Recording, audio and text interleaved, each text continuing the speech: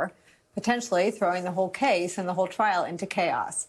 That is where we start today with some of our most favorite reporters and friends. New York Times Washington correspondent Mike Schmidt is back with us. Also joining us, former Assistant Director for Counterintelligence at the FBI, Frank Figliuzzi, is also back. And former Assistant U.S. Attorney Glenn Kirshner is here. They're all Msnbc contributors. Glenn Kirshner, I want you to take me through substance and tone of what the government argues, because it feels like they've laid a bit of a trap for Judge Aileen Cannon. If she goes against the government, they have already described those sort of judgments as frivolous and nowhere in the law.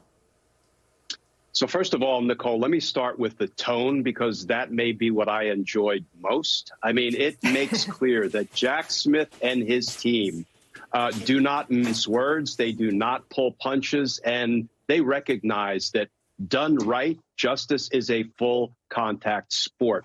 And they went 100 miles an hour after each and every assertion that Trump's team had made when they filed their request a few days earlier that Judge Cannon set no trial date.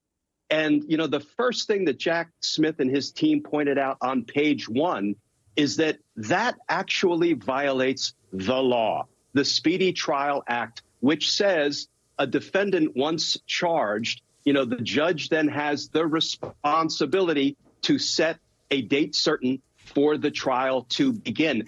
And somehow that escaped Team Trump when they filed their, you know, PR piece with Judge Cannon, mentioning over and over again, you know, I don't know if you realize this, Judge, but you know, Donald Trump is running for president, and that takes up a whole lot of time and energy, and he doesn't think he's going to be able to fit in a federal criminal trial. I mean, I would urge everybody to read both of these two pleadings. They're 10 pages each. They're double spaced.